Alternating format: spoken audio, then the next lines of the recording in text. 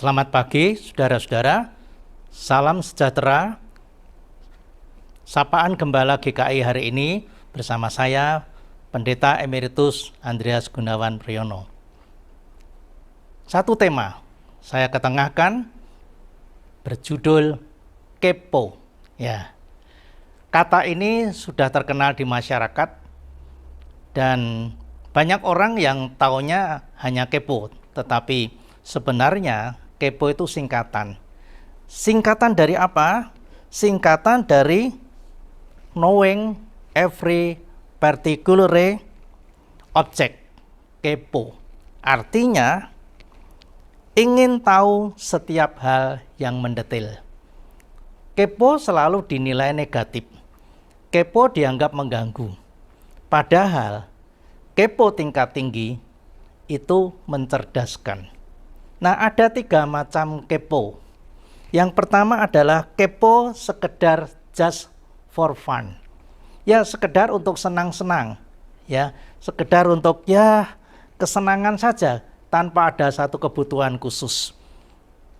Yang kedua adalah kepo untuk tujuan positif.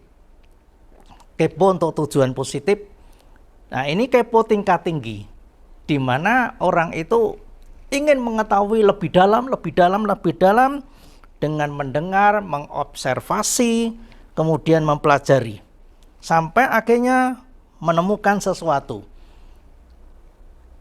Kepo tingkat tinggi ini dikenal dengan social curiosity. Social curiosity. Yang ketiga adalah kepo dalam arti senang dengan hal-hal yang baru. Senang dengan hal-hal yang baru. Jadi kalau ada hal yang baru, dicari. Orang-orang yang suka pergi ke tempat-tempat mistis, uji nyali, itu termasuk yang ini.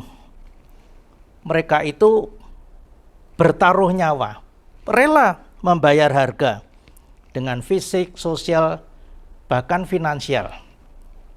Tipe ini adalah gabungan dari social curiosity dan trial seekers.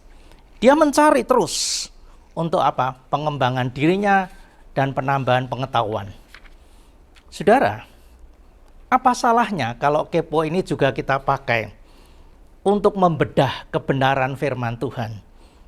Tuhan Yesus mengatakan, carilah dahulu kerajaan Allah dan kebenarannya, maka semuanya akan ditambahkan kepadamu.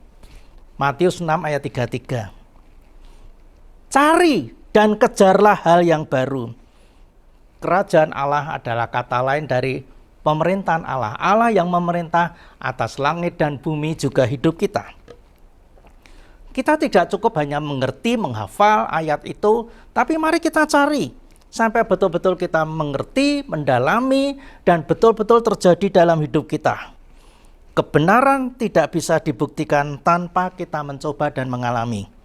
Jadilah kepo untuk mencari kerajaan Allah dan kebenarannya. Tidak salah kita menjadi kepo untuk hal-hal yang rohani. Dengan cara demikian, hidup kita akan berkembang, bertumbuh, dan berbuah. Kemudian, manfaat dari kepo itu adalah kita memiliki curiosity tingkat tinggi.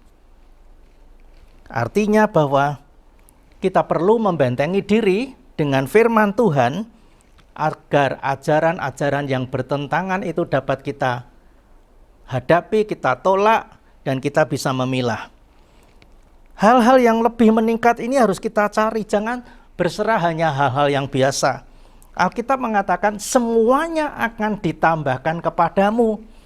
Jadi kalau kepo tingkat tinggi ini kita praktekkan, kita akan mendapat hal-hal yang baru. Yang terakhir adalah kepo positif.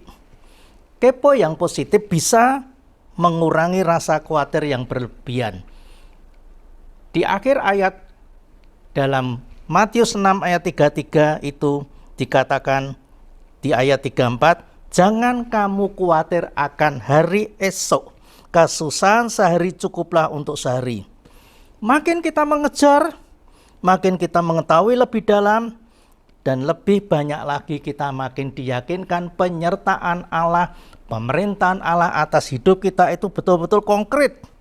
Setiap hari Allah menyertai kita. Itulah sebabnya mengapa Yesus mengajarkan doa Bapa kami, dan di dalamnya ada kata-kata berikanlah pada kami hari ini makanan atau rezeki kami yang secukupnya. Kepo bukan mengganggu, tapi kepo yang positif akan memperkaya kita untuk hal-hal yang baru, termasuk hal-hal yang rohani. Kepo ternyata bukan hanya untuk iseng dan kesenangan, tapi kepo tingkat tinggi membuat hidup kita makin berkembang, bertumbuh, dan berbuah. Amin. Mari kita doa. Terima kasih Tuhan, kiranya firman Tuhan ini akan memeteraikan di dalam setiap kami yang mendengarkannya. Di dalam nama Tuhan Yesus kami percaya Roh Kudus memampukan kami untuk melakukannya. Amin.